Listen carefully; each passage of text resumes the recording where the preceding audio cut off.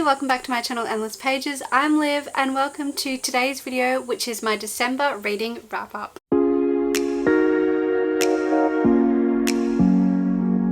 Hello, welcome to my final reading wrap up for 2024, my December one obviously. I read 5 books in December, which is like pretty on average for me, and that was battling a reading slump as well, so I'm still pretty happy with what I managed to do despite fighting for my life against a reading slump. I wish I had read more because I went on break on the 20th, so I feel like I could have read more than I did, but I still read. I beat the slump, so we'll take that as a win for December. The first book I read, I listened to on audio, and that was We Used to Live Here by Marcus Kleiwer. I think that's how you say that. This is like a thriller horror kind of book.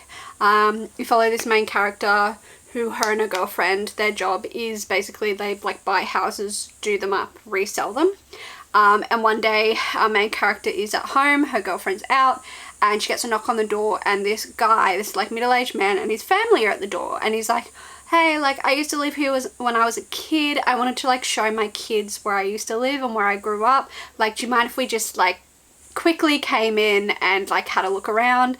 And she's like, her introvertedness is like, strangers, no, I don't want to. But eventually she kind of feels guilty and gives in and lets these strangers into her her home, and then they won't leave. This book was absolutely terrifying, like absolutely terrifying. This was not like your like jump scare kind of book, scary like scary monsters kind of book. It was more of a real like slow burn.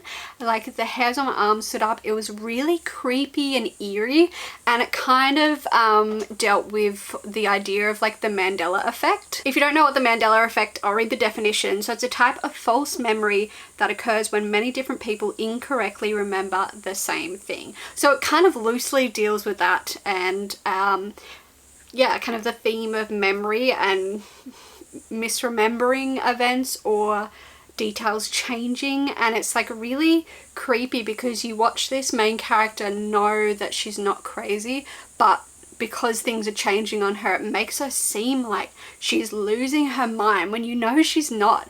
And it is just like really creepy and eerie and really slow burn. And I was like, despite the pacing and the fact that, you know, there's no, you know, supernatural things jumping out at you, it was really scary. Yeah, I loved the idea that it kind of dealt with the Mandela effect. I've never read anything like this before. I felt that it was really unique, and I loved the mixed media element of this book as well. So some chapters are our main character's perspectives, and then in between these big main chapters you have like little mixed media snippets. So one was like a missing dog poster like being read out, and then they read out some like Reddit posts. So it was really mixed media, and the further along in the book you get, the more difficult it was to make sense of this mixed media elements. It just made the book like so much more fun and kept the pace engaging when the pace was like slowish. This book just really like, it really F's with your head, and I love that. I had a really good time with it. I flew through the audio. I recommend if you read this book, listen to the audio, because it was so fun. So I gave this book 4 stars. Really creepy, really eerie, and a nice way to kind of slowly start my process of trying to read more horror books. Next up, I read Dark Air by C.S. Beckett. Mwah, beautiful. A work of art. This is book 2 in the Dark Rise series trilogy. I don't know what it's going to be yet, but this is like a work of art. I am fucking obsessed with these books. Like, these books are now my new personality. This basically follows a world set in London at first. And years ago there was kind of a big battle between the light and the dark, and no one really remembers. There's no really magic left in the world. And then there's a group of people called stewards whose their duty to kind of stand by and remember the battle between the light and dark, because one day the Dark King will return, and when he does they will need to be ready. And a 16-year-old boy called Will, his parents are murdered, and he is told by an old family friend to go and seek out the stewards, and he gets pulled into this battle between the light and the dark. So this is book 2, and we spend the whole book kind of our main characters coming to terms with the incredible cliffhanger reveal end of book 1, and because of that I felt so on edge, like in a good way, so on edge for this whole book, just waiting for the ball to drop for the rest of the characters about this secret that our main character knows about. And it just made this book, every interaction, like so intense. I was so scared. I was so drawn in. Even though I knew we'd kind of have a big reveal at the end, I was just so tense, and I flew through this book because I was just waiting for the ball to drop, waiting for the consequences to hit the rest of the group. I just love, love, love this book. I think the magic system is really cool and unique. The relationships between the characters, I feel so connected to these characters. I absolutely love our main character, Will. I think he's an incredibly interesting main character, and I felt so sorry for him in this book. I just really did, and I'm so scared for him. I love his different relationships with our other main characters. I feel like these are all really interesting, fascinating characters to follow, and a really cool group of people. I also love the new setting in this book. We kind of changed settings and went somewhere new, which just made it all the more better and more intriguing. I also loved the dynamics between the potential romantic romance in this book, like the dynamic between the two love interests. It was absolutely fascinating. It was a bit of a darker kind of romance, which I was really thoroughly enjoying. And yeah, it's just made all the much, like, so much more interesting, because some of these characters, this is their kind of second life. So it's interesting to see, and I think really well done, how even though they're kind of different people in a way now in this new modern life, how they can't help but kind of they can't escape their past, no matter if they don't remember or only just starting to remember in snippets their past lives. It still very much influences the decisions that they make, and I think that's so interesting and so devastating, because the history, they're just doomed to repeat history. I cannot believe how obsessed I am becoming with these books. I think the writing is absolutely fantastic. The love is the love, and the relationships is like enthralling. I am obsessed with this book. I'm absolutely obsessed. I knew there was going to be another fucking cliffhanger. God damn it. God damn it. The cliffhanger. Oh my god. The final page had me screaming in like anger, and like I knew this was coming, and just devastation and anger, and like that can't be the end. I need more. So there's no known release date for the third book yet, which is just not I'm not handling that well. It just says 2025, there's no cover reveal. This book needs to come out this year, otherwise I might have a breakdown, because I need book 3. I need it in my hands right now. Next up, I read V.E. Schwab's debut book, The Near Witch. So take anything I say with kind of a grain of salt, because this is a debut book. This is the first book that she read. So, I mean, that makes me forgive it a little bit, because it was just the beginning of her writing process. And obviously from other books I've read of hers, you can tell that she just gets better and better and better as she goes. This is about a girl that lives in this like small town called Near. She sees like a boy outside the moor that's near her house at night. And then children in her town start disappearing, and there's kind of myth in their town about someone called the Near Witch, which is a story that's usually told to frighten children. Basically, she starts working with this mysterious boy that's just kind of turned up in the town to investigate the missing children. So I didn't really feel any sympathy or any connection to the main character of this book. I thought she was like, there was not a lot of depth to her. This just felt like a book I've read 1,000 times before. Like, nothing stood out as unique to me. This felt very like pick me YA kind of main character. I wasn't at all interested in the love interest, like the love or the relationships. Like, I didn't find it very like, I wasn't like, oh my god, they're so cute, like, oh my god, I love them. Like, I just didn't feel any connection to any of them. And the mystery itself I didn't find was very interesting. Not that I, predicted what happened, but when the reveal of what was happening to the children came about, I wasn't at all very surprised, and I felt like the ending was super rushed, like super easy. Like, they just kind of find the children and that's it.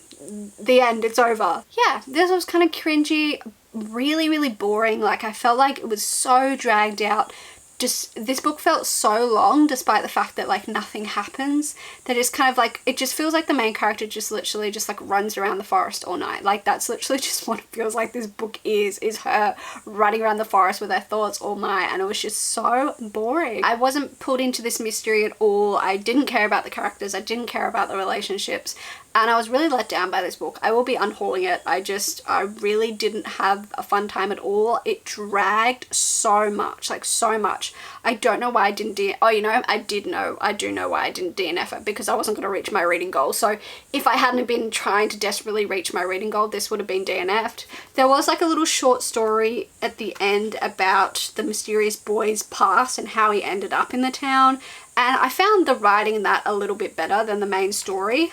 But still, it wasn't enough to save this book from being DNF'd or rated low, because I didn't have a good time with it. I think, what did I end up rating this book? Let me check. I think I rated it 2 stars. I was going to be more generous and be like, oh, 3, but no, I'm going to go with I went with my initial gut reaction, which was to rate this book 2 stars. So that's what I did. Next up, I listened to Cultish, The Language of Fanaticism. This is a non-fiction book by Amanda Montell that talks about the language behind cults and kind of cult equivalent type groups. So it looked at like Jonestown, it looked at QAnon, it looked at Soul Cycle, it looked at MLMs, which is like multi-level marketing, which is just kind of like a pyramid scheme. And it looked at like, I guess, cults back in the 90s, and then like modern day like Soul Cycle groups, and talked about Scientology. It talked on lots of different topics, and I found this so fascinating about how kind of the idea of like brainwashing has been kind of disproven by a lot of psychologists, and a lot of psychologists don't quite believe in it. They more say it's the language that these groups use, and human beings, I guess, want to belong, and yeah, how these groups use language to put down and get people to depend on them for their sense of worth or accomplishment. So that was just really, really fascinating. I listened to this on audio, and I think I want to say this might be the first non-fiction book that I've ever read in its entirety and finished. So this feels like such a cool accomplishment. I'm very proud of myself, and it makes me think that I could try more non-fiction in the future. I just found this really approachable. I think I'm usually quite intimidated by non-fiction, or think I'm like not smart enough to follow along or whatever, but I found the language, ironically, language in this book was really approachable. I think I liked the narrator as well. It felt like conversational kind of tone, and the author popped in a lot of like interviews, or like she was telling these people's story, like real people's stories and their experiences in these groups, that made it feel so conversational and not just like fact. I think that's why I had such a good time with this and was able to really be drawn into it. I just had an absolutely fantastic time with this book. I was so pulled into the story. I just couldn't stop listening to this. I kept like listening to it any chance that I could. And yeah, I absolutely had a great time. I rated it 4 stars, and I will be reading more non-fiction now, I guess. So if you have any recommendations of books that are like this conversational kind of tone that are non-fiction, please let me know. The last 2 books I'm not going to talk about, and you'll see why.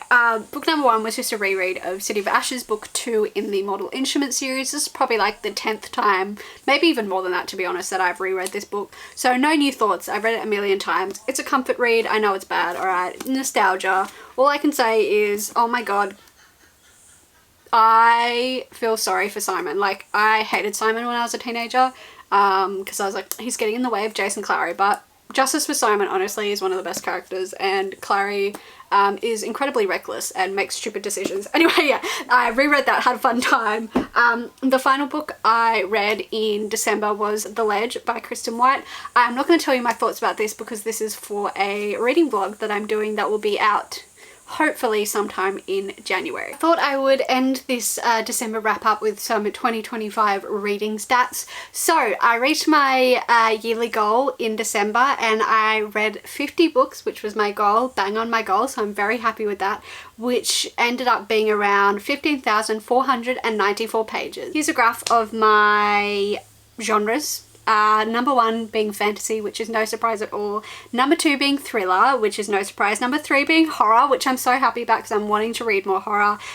Then followed by young adult and mystery. My longest book was The Well of Ascension, book 2 in the Mistborn series by Brandon Sanderson, and my shortest was Burn for Jack by Aidan Pierce, which was 103 pages. My average length of books was 322 pages, and it took me around 4 days to finish a book. This probably, the 4-day prompt is probably not the most accurate. I'm not super good at updating with correct days, so take that one with a grain of salt. My overall rating for books in 2024 was 3.75 stars. Here's an interesting graph with my ratings. So it looks like I gave majority 4-star ratings in 2025, followed by 3 and 5-star ratings. So yeah, another cool fact, I explored 35 new authors in 2024. In terms of pace, 51% of the books I read were medium pace and about 49% were fast pace. I read majority books with the page count 300 to 500 pages. I then read about 38% less than 300 pages and 6% 500 pages plus, which is no surprise at all. Thank you for watching my wrap up and those quick little stats to wrap up my 2024 reading year. I'm hoping to do a bit more close tracking next year of my reading to get some more interesting stats, hopefully. So let me know in the comments below, what was the final book that you read in 2024? How many books did you end up reading? What was your average rating? Thank you so much for watching this video. Give it a like if you enjoyed, subscribe if you would like to see more of my content, and I will see you in whatever the hell I post next. Bye!